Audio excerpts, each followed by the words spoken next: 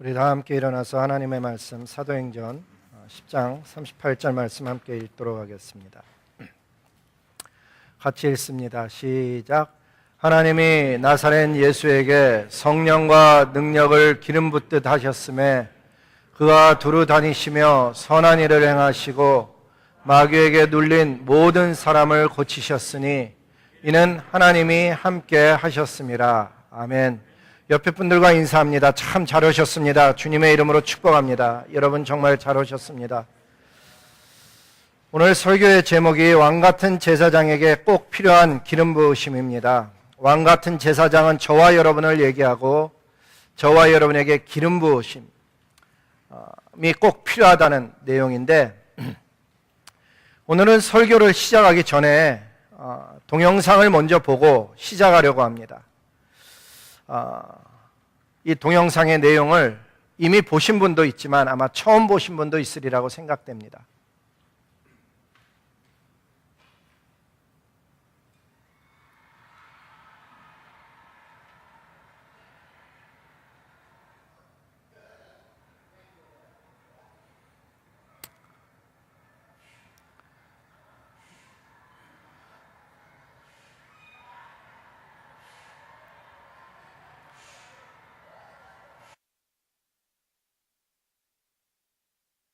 목사님이 케네스 해긴이라는 목사님입니다.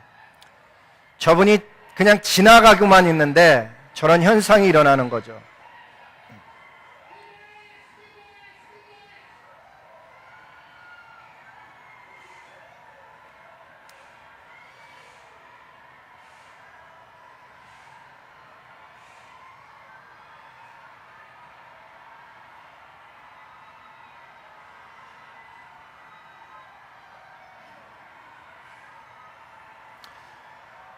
자기들이 알아서 하는 게 아닙니다. 자기들도 모르고 저러는 겁니다.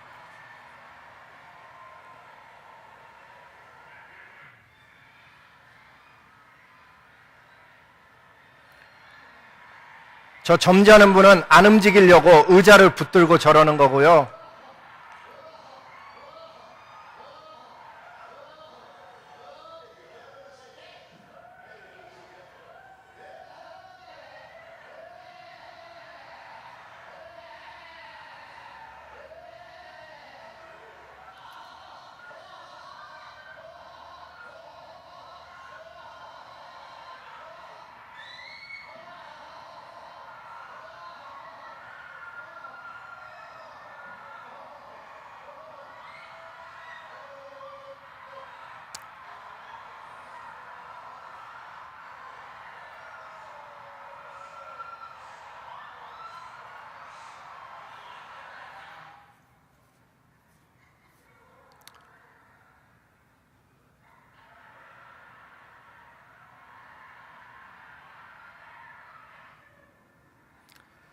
이 사람이 이제 찬양 인도자인데 마지막 찬양을 이제 해야 되는데,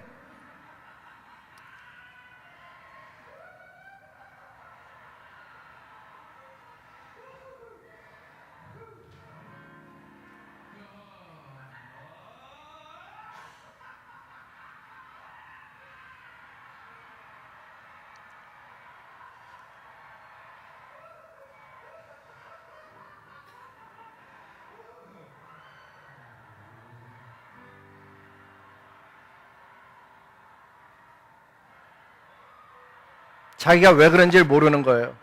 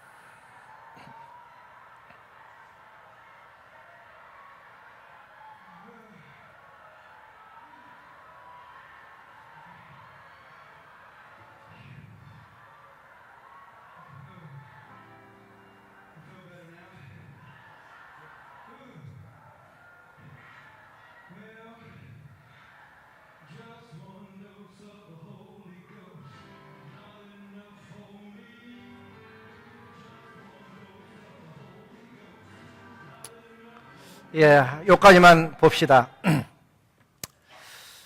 자, 여러분, 이성과 관찰을 통해서 보건대, 이게 짜고 하는 것 같습니까? 아니면 어떤 집단 최면 상태인 것 같습니까? 어떻습니까?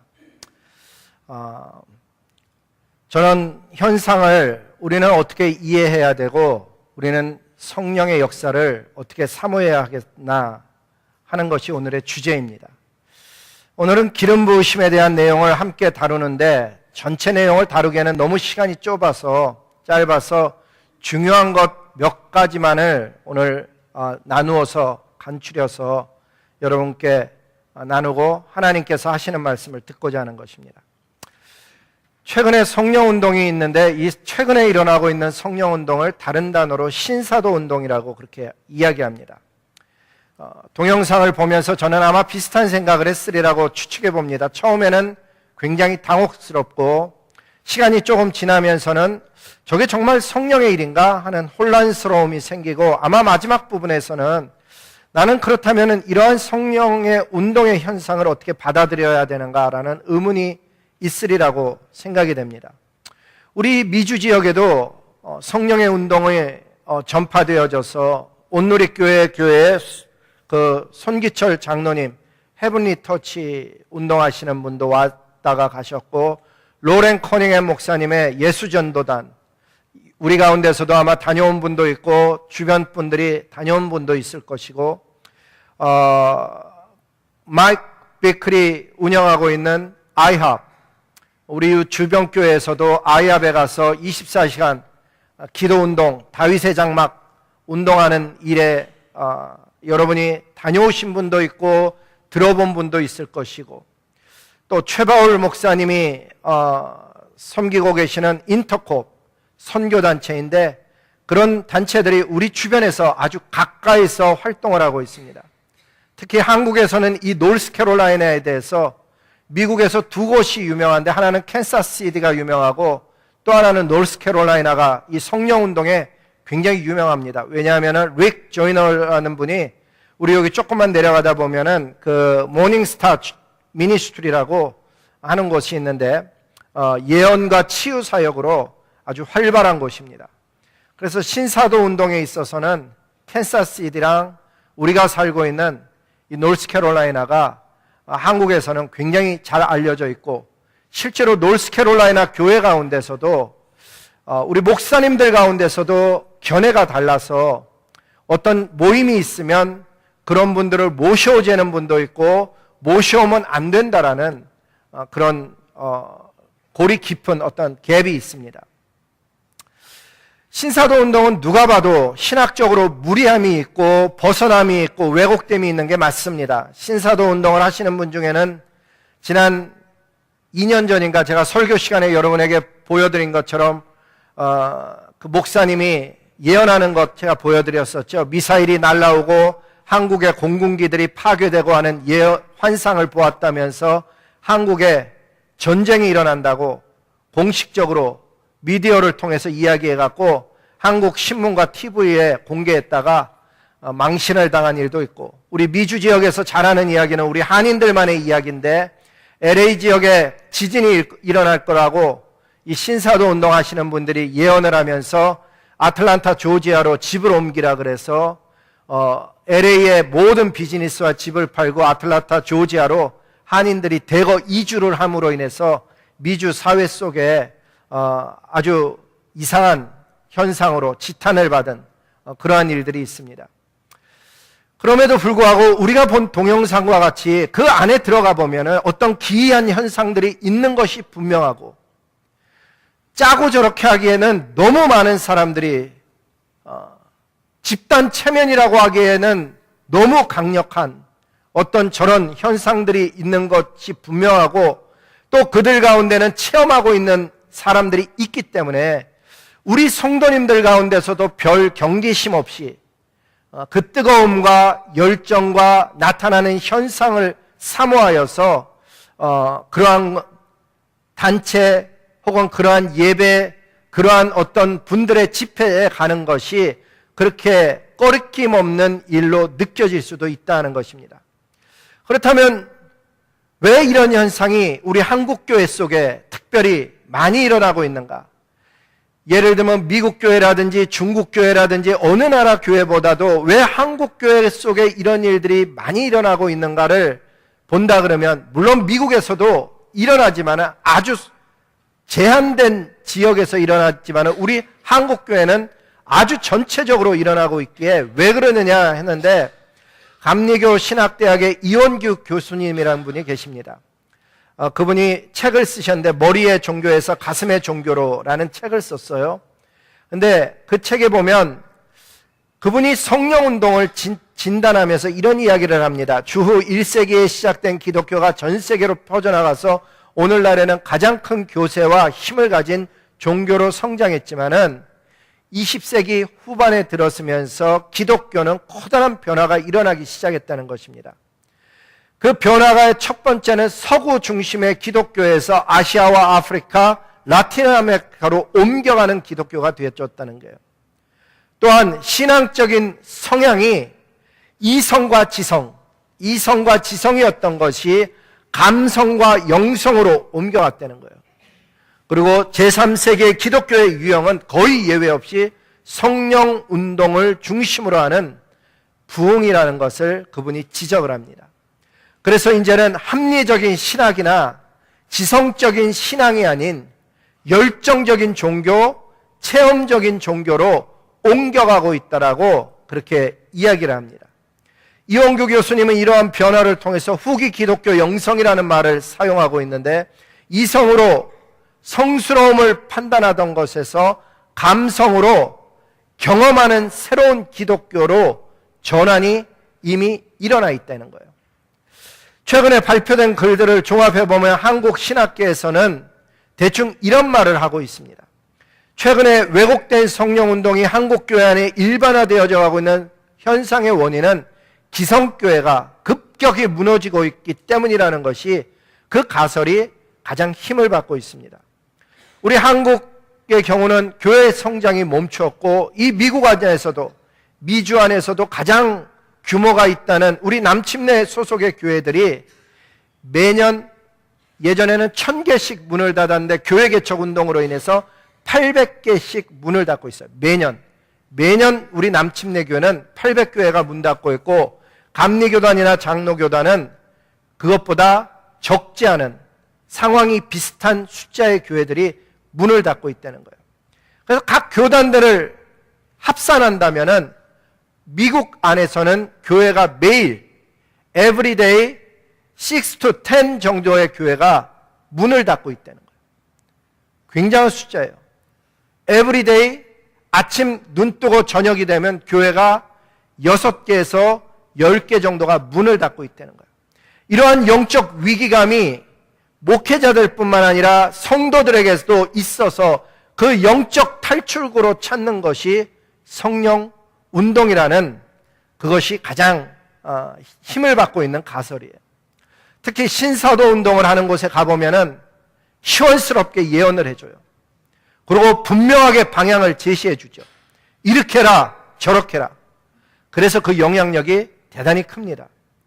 뿐만 아니라 거의 예외 없이 예언뿐만 아니라 찬양과 기도가 뜨겁고 확인할 수 있는 어떤 영적 현상, 치유라든지 그 밖에 여러 가지 영적 현상들이 보이기 때문에 그러한 영적 운동에 매료되어져서 기존 교회를 떠나거나 혹시 기존 교회에 있다 할지라도 기존 교회의 영성과 선교를 비난하는 입장에 설 수밖에 없는 그런 상황이 최근 일어나고 있다는 것입니다.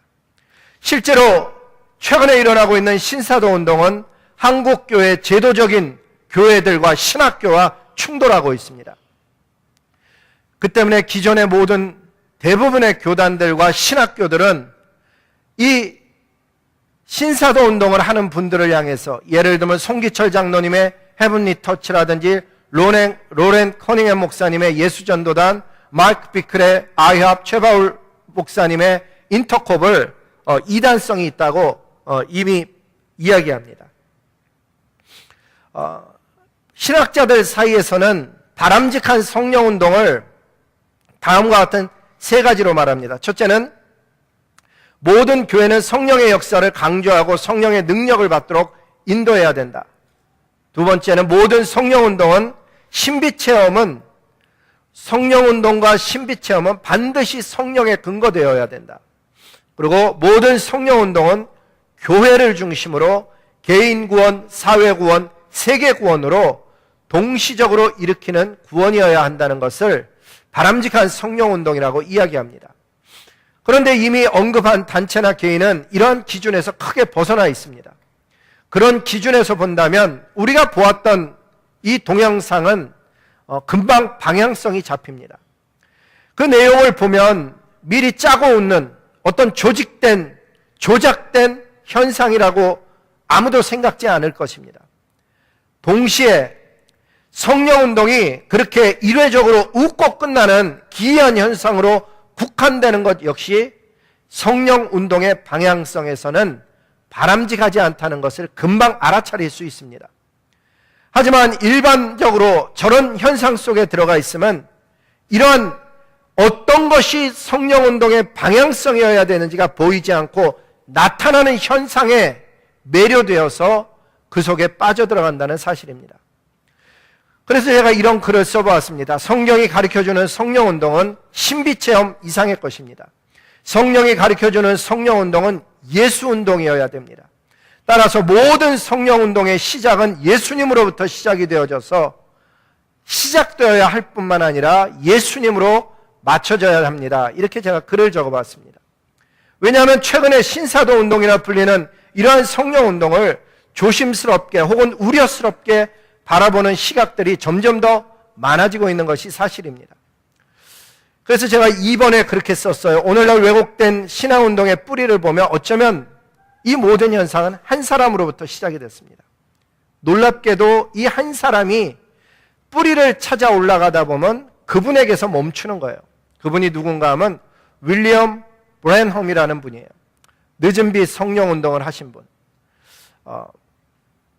이분의 성령운동의 특징이 뭐였는가 하면 자기가 직접 계시를 듣는 거였어요. 하나님이 이렇게 말씀하셨다. 그러다 보니까 검증할 길도 없지만 그분의 사도성, 그것 때문에 직통 계시를 통한 사역 때문에 아무도 도전할 수 없었고 그분의 사역을 보고 배운 분들이 여럿 일어나기 시작했습니다. 그래서 그 내용을 영향을 받은 분이 아이합에 있는 마이크 비클이라는 그분이 영향을 많이 받았고 폴 케인이라는 분이 있는데 그분도 영향을 많이 받았고 밥 존슨이라는 분이 계신데 이 세 명이 가장 큰 영향을 받아서 그 세 사람으로부터 급격하게 늘어나기 시작했습니다. 이러한 모든 것을 체계화시킨 신학자가 있는데 그분이 우리가 잘 알고 있는 풀러 티올로지컬 세미너리에 있었던 피터 와그너 목사님입니다. 이분이 1971에서 2001까지 30년 동안을 가르쳤는데 그 30년 동안 풀러 티올로지컬 세미너리에서 공부한 우리나라의 수많은 장로교 목사님들이 대부분이었었는데 기적과 이사와 교회 성장이라는, 물론 다른 감리교 목사님도 있고 그렇지만은 대부분이 장로교 목사님이었어요. 그분들이 거기 가서 강의를 듣고 돌아와서 아무 의심과 경계함 없이 신사도 신학이 한국교회 속에 스며들어간 게 사실입니다. 그래서 정도의 차이만 있어요.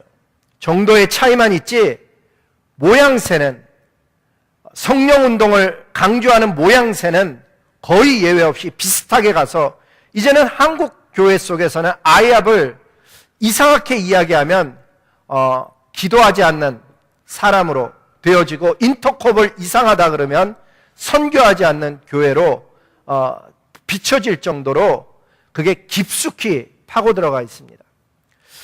그러는 가운데 어떤 교단에서는 신사도 운동을 이단이라고 판정을 내린 교단도 있지만은 대부분의 교단은 이단성이 있는 것은 사실인 것 같다.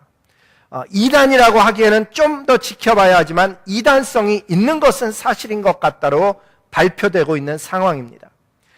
이 신사도 운동을 하는 사람들의 특징은 5가지로 나타나는데 첫째가 뭔가 하면 스스로 계시를 받는 사도라고 이야기합니다. 자기 스스로를 직접 계시를 받는 사도라고 이야기합니다. 그래서 이 사람들은 대부분이 천사나 하나님으로부터 everyday 혹은 아주 잦은 직접 직통 계시를 받고 있습니다. 이분들은 다윗의 장막 24시간 예언적 중보 기도를 지지해서 자기만 하는 것이 아니고 성도들을 그런 쪽으로 인도하고 있습니다. 그리고 마지막 때 우리가 영적 전쟁을 수행하고 있으며 7산을 정복해야 되고 신부운동, 예수님의 신부가 되어져야 된다는 신부운동과 부의 이동, 하나님의 나라가 확장되기 위해서는 하나님의 사역의 부가 이동된다라는 그 부의 이동과 백투 예루살렘 운동 등을 말합니다. 마지막으로는 기존의 교회와 신학교는 종교의 영에 사로잡혀서 기능을 제대로 수행하지 않고 있는 낡은 군대라고 이야기하면서 예언과 치유와 목숨을 건 선교를 할 수 있는 것은 오직 성령의 영향을 받고 있는 자기들 뿐이라고 그렇게 주장을 하고 있습니다. 이러한 영적인 행보 때문에 기존 교회와 복음주의적 교회들은 이분들과 부딪힐 수밖에 없고 아주 조심스럽게 혹은 우려스럽게 바라보고 있는 상황입니다. 하지만 모든 분들이 다 그런 시각으로 바라보고 있는 것은 아닙니다. 어떤 분들은 신사도 운동을 긍정적인 면으로 받아들이시는 분들도 있습니다. 그러한 분들의 대부분의 생각은 뭔가 하면 오늘날 교회의 문제는 열정이 넘쳐서의 문제가 아니고 열정이 없음의 문제임으로 인해서 어떤 형태로든 교회가 성령 운동을 일으켜야 된다라고 믿기 때문에 신사도 운동이 문제점이 있는 것을 알면서도 그러한 쪽을 어댑트할 수밖에 없는 좋은 면을 받아들이려는 그러한 면으로 이해하는 분들이 생각보다는 상당수라는 사실입니다. 그러한 이야기를 바탕으로 오늘 본문 말씀을 다시 읽어보면 이렇습니다. 한번 같이 읽어볼까요? 3번 오늘 본문 말씀 시작. 하나님이 나사렛 예수에게 성령과 능력을 기름 붓듯 하셨음에 그가 두루 다니시며 선한 일을 행하시고 마귀에게 눌린 모든 사람을 고치셨으니 이는 하나님이 함께 하셨습니다. 아멘. 이 말씀을 이제 묵상하게 되는 배경을 이야기한 거예요. 왜 이 말씀이 우리들 삶 속에 중요한 말씀이 되고 이 말씀을 읽은 우리는 어느 것을 생각해야 되는가? 우리 성령 하나님이 하시는 말씀을 듣길 원하는 거예요. 하나님께서 나사렛 예수 그리스도를 이 땅에 보내셨죠. 목적은 죄 문제의 해결인 거예요. 다른 것이 아니고 목적은 죄 문제를 해결해서 인류를 구원하시고자 하나님께서 아들 예수 그리스도를 보내셨습니다. 예수님은 태어날 때 마리아의 몸을 통해서 성령으로 잉태되어지셨고 아브라함으로부터 시작된 다윗의 혈통에서 태어나셨습니다. 그분은 성령으로 인해 잉태되어졌을 뿐만 아니라 요단강에서 침례를 받으시며 공식적인 메시아 사역을 시작했는데 그때도 성령의 비둘기같이 내려오는 그러한 현상들이 있었고 그뿐만 아니라 오늘 이 말씀처럼 성령에 의해 잉태되어지고 성령이 비둘기같이 내려오는 현상과 같은 침례가 있었고 그 메시아적 사역의 시작의 선포로부터 시작된 사역이 성령과 능력을 기름 부으듯 하시는 하나님의 그 함께 하심을 덧입어서 선한 일을 행하고 마귀에게 눌린 모든 사람을 고치시면서 그분이 사역을 해나갔습니다. 저와 여러분도 예수님 믿고 이 땅에 사는 사람들입니다. 저와 여러분에게 주어진 것은 제자 양육과 복음 전파의 사명이 주어졌습니다. 예수님은 저와 여러분을 이 땅에 파송하면서 알아서 사역하라고 말씀하지 아니하셨습니다. 예수님이 하신 약속은 아주 분명한데 볼지어다 내가 세상 끝날까지 너희와 함께 있다고 약속해 주셨습니다. 그리고 성령을 보내주시겠다고 약속해 주셨고 우리에게 성령이 임하면은 예수의 증인이 될 것에 대해서 말씀하셨습니다. 내용은 이렇습니다. 오직 성령이 너희에게 임하시면 너희가 권능을 받고 예루살렘과 온 유대와 사마리아와 땅끝까지 이르러 내 증인이 되리라. 성령이 임하면 그 목적은 예수님이 온 세상을 구원하려던 그 목적과 일치되어져서 증인의 삶을 살게 되어지는 것이 맞는 방향성인 것입니다. 저와 여러분 모두는 성령으로 인해서 사실은 권능을 받은 증인입니다. 그런데 문제는 우리가 나에게 있는 권능을 알지 못하고 깨닫지 못하고 살아가는 수많은 주의 자녀들이 있다는 사실입니다. 저와 여러분 모두는 예수님 믿고 죄를 회개하여 성령을 거듭나는 순간 왕같은 제사장이 되어졌습니다. 왕같은 제사장의 특징은 무엇인가 하면 하나님 나라의 다스리는 자로서 영권을 사용하는 자일 뿐만 아니라 하나님과 세상에서 제사장의 역할로서 세상을 하나님께 인도하는 예배자가 되게 하는 일에 쓰임받는 하늘의 사람들인 것입니다. 그래서 우리 신분을 적어보면 이렇습니다. 우리는 하나님의 자녀요 택하신 족속이요 왕같은 제사장이요 거룩한 나라요 하나님의 소유된 백성이면서 동시에 우리는 하나님 나라의 군사인 것이 우리의 신분입니다.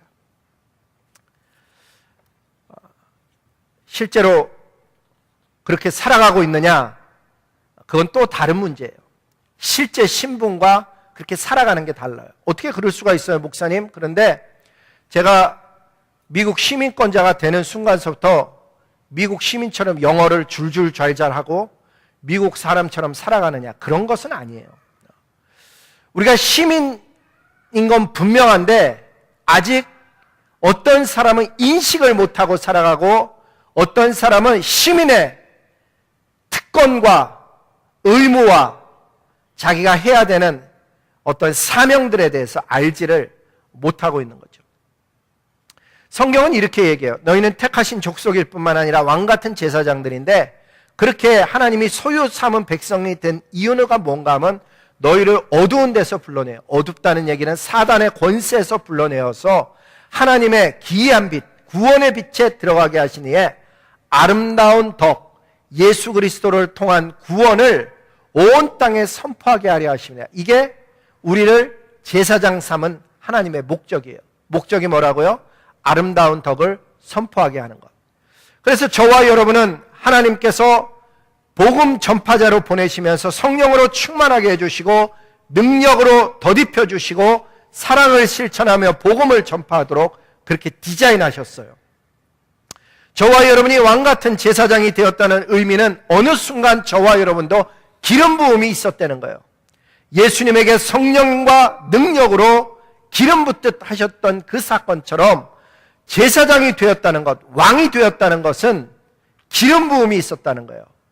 왜냐하면 왕이나 제사장이나 선지자는 기름 부음을 받았기 때문이에요. 자, 그러면 여기 앉아있는 분 모두는 기름 부음을 받은 사람들이에요. 기름 부음을 받은 하늘의 영권을 가진 하늘의 사람들인 거예요. 그런데 내가 누구인지를 알지 못하니까 원수사단막에 끌려다니는 종노릇하는 삶을 벗어나질 못하는 그런 모습들이 제 안에 여러분 속에 있는 거예요. 얘기를 안 하려고 해도 자꾸 닭을 길러서 그런지 닭 얘기를 하게 돼요. 이제 닭 얘기 좀 그만해야지. 그런데 닭 얘기를 하게 돼요. 저희 닭이 말이에요.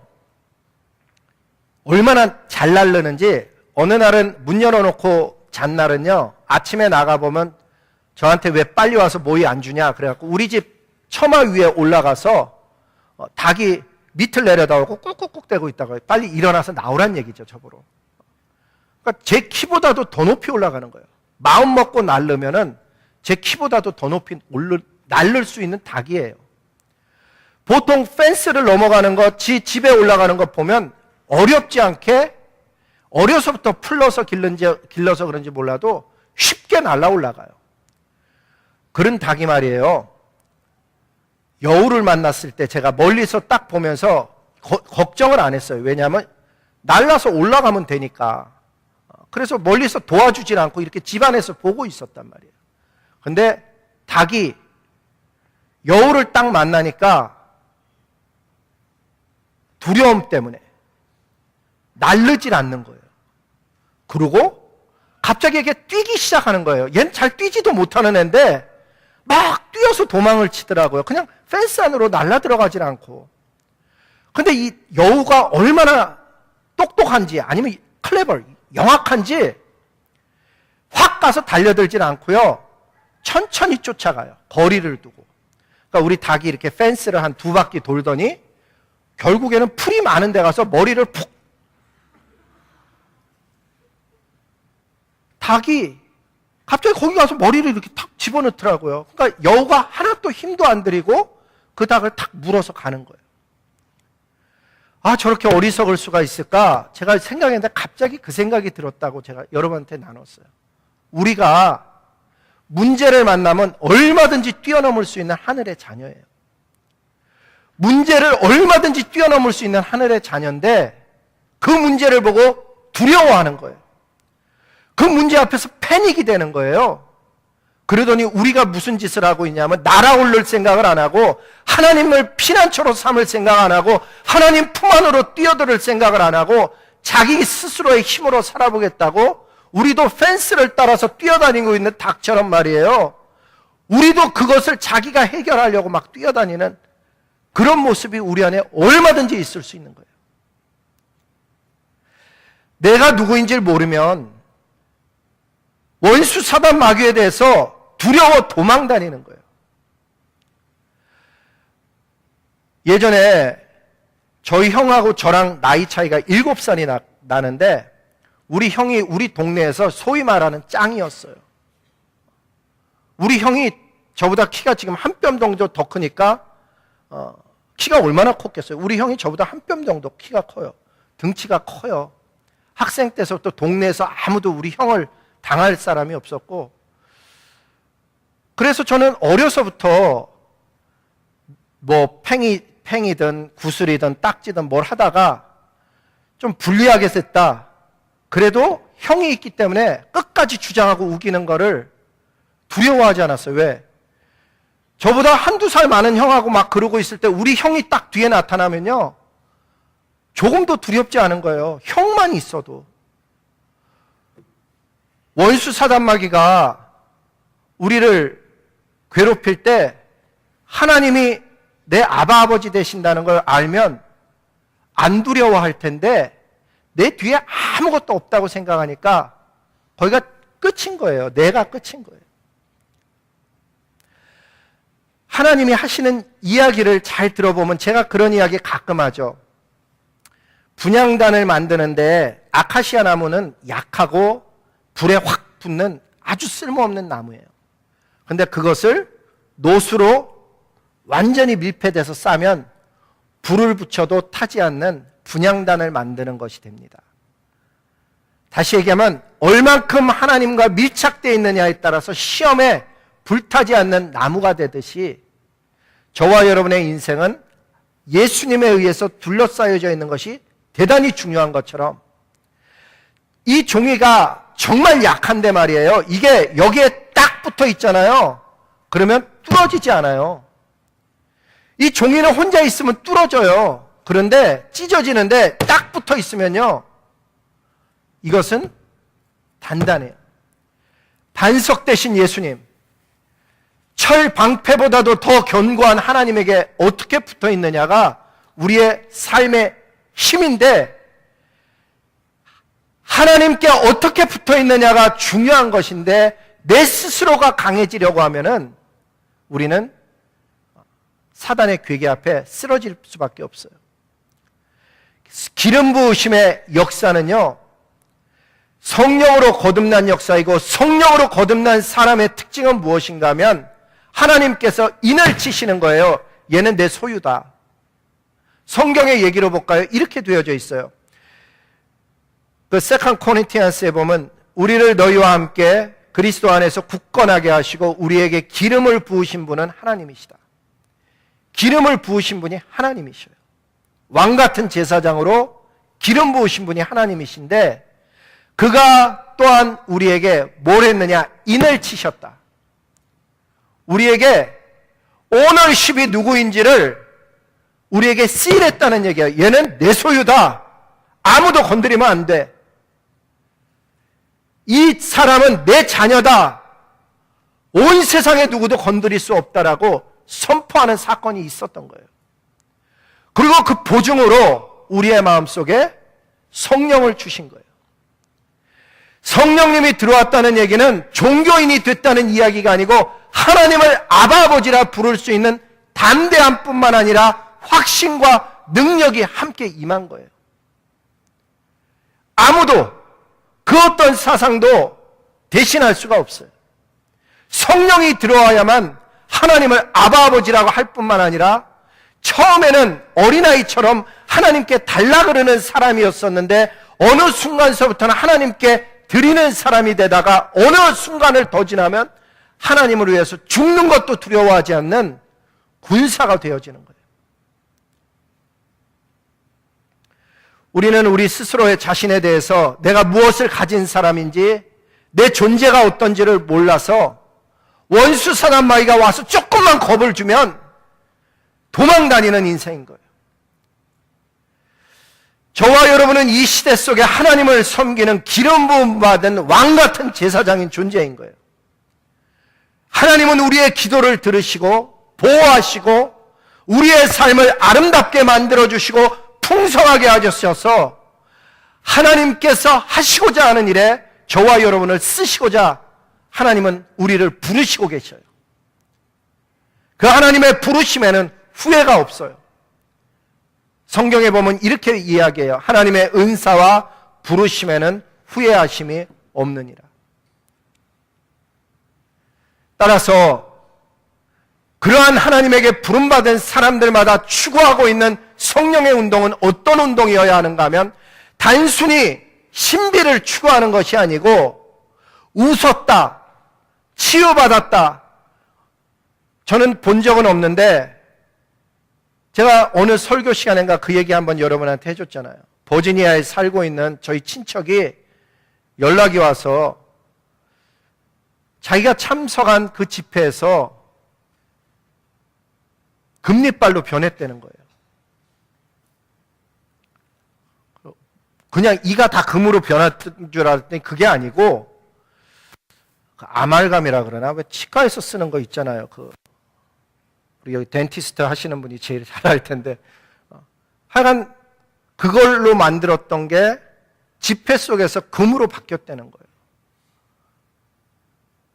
믿어야 되는지 안 믿어야 되는지 그거를 뛰어넘어서 제가 생각한 것은 그게 성령의 역사인가? 그 생각부터 했어요. 어떤 경우에는 쓰러짐의 현상을 여러분 본 적이 있을 거예요. 아까도 보면은 그 목사님이 손가락만 이렇게 했는데 사람들이 막 우죽순처럼 쓰러지고 움직이고 용수철처럼 튕겨나가고 하는 그런 모습을 보았어요. 뒹굴고. 근데 그런 거를 경시할 게 아니고 경시해야 되는 부분도 있지만 두 가지 면을 갖는 거예요. 하나는 제일 중요한 것은 신비로운 현상을 추구하는 것을 뛰어넘어 예수 그리스도의 목적을 추구하는 성령 운동이냐, 이게 제일 중요한 얘기예요.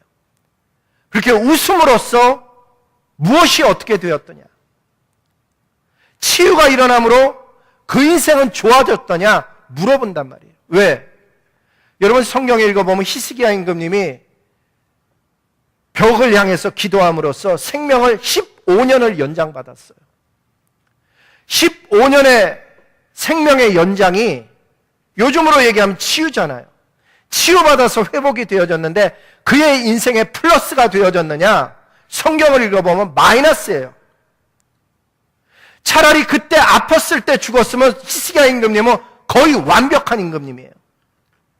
그런데 그 15년을 사는 동안에 마음이 교만하여져서 하나님의 시험에 견디지 못하였고 결국은 그 15년 마지막에 하나님 앞에 온전치 못한 모습으로 살아 있었던 거예요. 치유가 일어났다는 게 중요한 게 아니고 그 치유를 통해서 삶이 진짜 예수 그리스도를 향해서 새로운 의미를 갖게 됐냐가 훨씬 중요한 얘기인 거예요. 웃었다. 금리빨로 변했다.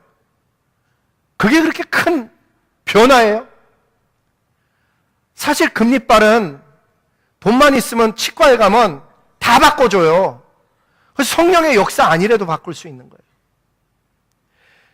이너 월드가 바뀌지 않는다면 별 의미가 없는 얘기예요. 그게 첫 번째 얘기예요. 근데 두 번째 얘기도 무시할 수 없다는 거예요. 저는 이 두 번째를 어떤 면에서는 더 중시 여겨요. 왜냐하면 오늘날의 우리 교회의 문제, 나 개인의 문제, 여러분의 문제는 성령의 남이 체험했다는 걸 비웃고 있을 때가 아니고 내가 체험이 되어졌느냐의 문제가 훨씬 중요한 거예요. 나는 진짜 성령의 사람으로 하나님을 날마다 경험하며 살아가고 있느냐. 하나님과의 동행은요, 수많은 사람들에게 중요한 주제예요. 우리 지난번에 샬롯 지역에서 목회자 계속 교육 때문에 유니온 티올로지컬 세미너리에서 나와갖고서는 유기성 목사님을 모셔다가 이제 목회자들이 한 7, 80명 모여서 세미나를 듣고 있었어요. 근데 유기성 목사님이 올라오셔서 아주 간단한 질문을 했어요. 목사님들의 7, 80명인데 이런 질문을 했어요. 여러분 오늘 다 목사님들이시고 사모님들이고 선교사님들인데 오늘 예수님을 몇 번이나 생각하셨습니까? 이 질문을 했어요. 예수님을 오늘 몇 번이나 생각하시며 살았습니까? 그리고 아니스트하게 예수님을 몇 번이나 오늘 생각했는지 한번 스스로 생각해 보세요. 그러더니 조금 한 1, 2초 지나서 아니 그러면 오늘 말고 지난 일주일 동안에 여러분은 예수님을 몇 번이나 진짜 생각을 했습니까? 예수님의 이름을 불렀다는 게 아니고 예수님을 생각한 거예요. 내 삶 속에 일어나는 어떤 일들 때문에 예수님을 청해서 그 일에 대해서 이야기하고 나누고 하는 예수님을 몇 번이나 생각했습니까? 많은 목사님들이 그날 사실은 충격을 받았어요. 성도님들처럼 목사님들도 기도해요. 큐티하고요. 목사님들도 말씀 열심히 읽어요. 그런데 정작 예수님을 깊이 묵상하지는 않는 그런 삶이 보여진 거예요. 옛날에 한국 교회에 아주 뛰어난 목사님 중에 한경직 목사님이라는 분이 계셨는데 그 한경직 목사님에게 이제 생명이 다해가는 모습을 보면서 한국 교회에 아주 지도자 되시는 분들이 찾아뵙고 목사님, 우리 후배들을 위해서 한국 교회를 위해서 한마디 좋은 말씀을 해 주십시오. 그랬더니 한경직 목사님이 한참 있다가 뭐라 그랬는가 목사님들 예수님 잘 믿으세요.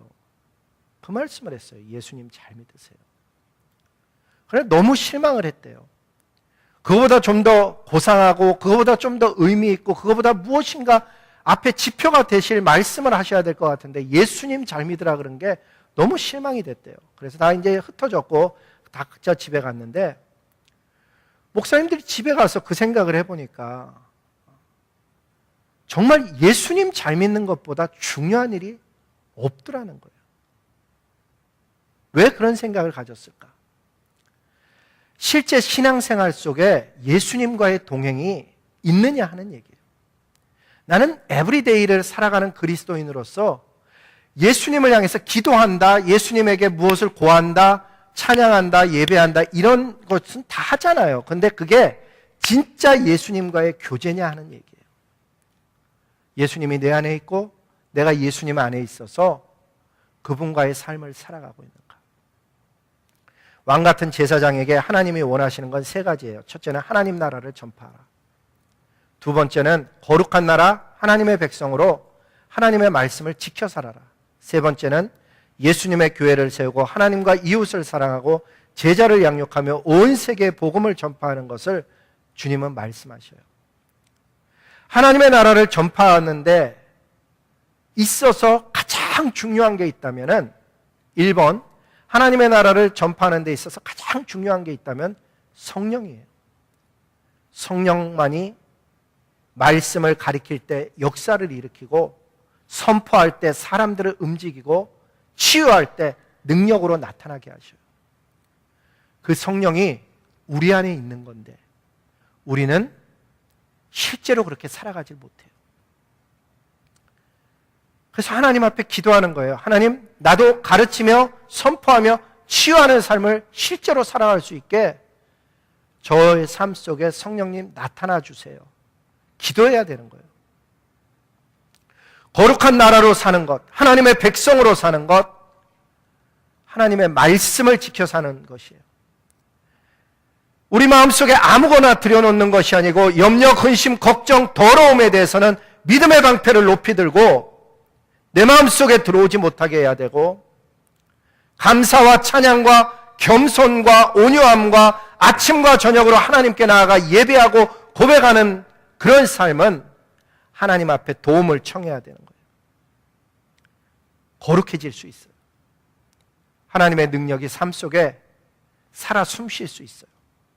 한 가지 착각하지 말아야 되는 것은, 혼동을 갖지 말아야 되는 것은 하나님과 가까워진다고 모든 사람으로부터 인정받는 것은 아니에요. 예수님은 하나님과 가까이 가면 가까이 갈수록, 순종하면 순종할수록 그에게는 고난이 많이 찾아왔어요. 말씀대로 사는 사람에게 오히려 고난이 있을 수 있어요. 그게 두려워하지는 않아요. 그러나 혼동을 가져다 주는 것은 사실이에요. 예수님은 결국 하나님과 그렇게 가까움에도 불구하고 사명 때문에 모든 사람으로부터 손가락질 당하며 조롱을 당하며 뺨을 맞으며 십자가에 못 박혀 돌아가셨어요. 그럼에도 불구하고 말씀을 지켜 사는 그 삶은 하나님이 디자인한 삶이었어요. 예수님의 교회를 세운다는 것, 왕같은 제사장에게 주어진 일이에요. 하나님과 이웃을 사랑하고 제자를 양육해서 온 세계와 나라와 열방까지 나아가 아름다운 덕을 선포하는 것, 주님의 뜻이에요.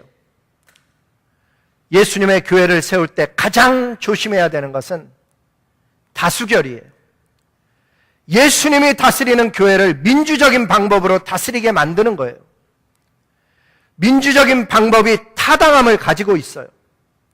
교회의 부정과 비리를 막기 위해서 필요한 영역이기도 해요.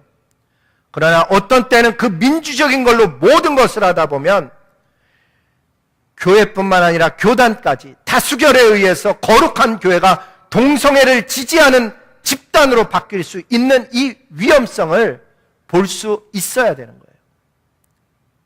다수결에 의해서 교회가 낙태하는 일에 재정적인 지원을 실제적으로 지원하기도 해요. 교회가 진짜 교회가 되는 최선의 방법은 모두가 다 예수님께 순종하는 것, 그리고 그 하나님의 말씀에 집중하는 거예요. 그리고 그 하나님의 지도력에 순종하는 거예요. 지난 주간을 돌아보면서 저는 기도한 것 중에 가장 많은 기도가 선교였어요. 우리 교회가 선교하는 교회 되게 해달라고 간절히 기도해요. 하나님께서 우리 교회 속에 정말 많은 복을 주셨어요. 이 많은 축복에 대해서 감사를 드리는 길은 제자를 양육해 하여 열방을 복음화시키는 걸로 하나님 앞에 나아가야 될 때 축복에 대한 감사를 드리는 일이라고 저는 믿습니다. 모든 구역 속에 실제적으로 주님이 주신 사명 때문에 난민을 돕고 더 나아가 남미의 모든 나라에 이르러 복음을 실제적으로 전하는 일에 우리 교회가 하나님 앞에 순종할 수 있기를 소원해요. 2020년에 남미 선교사님 가정을 초대해서 각 가정과 연결하려고 해요. 이러한 모든 일들 속에 주인은 하나님이신데 그 하나님께서 저와 여러분 모두를 은혜의 강가로 부르셔서 성령의 바다로 나아가게 하시고 마침내는 생명을 온 땅에 전하는 일에 우리의 삶을 사용하시고 우리의 하루하루의 삶 속에 예수님과 동행함에 대해서 하나님은 새롭게 하시기를 원하시는 줄로 믿습니다. 왕같은 제사장으로 살아가시는 성도 여러분, 기름 부으심을 잊지 마시고 하나님이 내 아바 아버지심을 믿어서 담대하게 세상을 이길 뿐만 아니라 주어진 사명을 잘 감당하는 하늘의 군사들로 살아갈 수 있기를 예수님의 이름으로 축복합니다. 기도하시겠습니다. 왕이신 아버지 하나님 감사합니다. 오늘도 왕같은 제사장인데 우리가 하늘을 나를 수 있고 뛰어넘을 수 있고 위기 앞에서 하나님을 피난처 삼을 수 있고 반석 되신 주님을 의지할 수 있음을 깨닫게 하셔서 오늘도 우리의 눈앞에 있는 일들 앞에 낙심치 말게 하시고 강하고 담대하게 하여 주시옵시고 하나님을 의지하는 하늘의 군사들로 살아갈 수 있도록 은혜 허락하여 주시옵소서. 성령의 열기, 성령의 뜨거움, 성령을 사모함, 성령의 나타남을 실제로 체험하는 하늘의 자녀들 되게 하여 주시옵시고 예수운동이 되게 하셔서 거룩함과 주님의 교회를 세우고 이웃과 하나님을 사랑하며 나라와 열방까지 나아가는 하늘의 사람으로 잘 살아갈 수 있도록 주님 축복하여 주시옵소서. 살아계신 주 예수님 이름으로 감사하며 복을 빌며 기도드렸습니다. 아멘.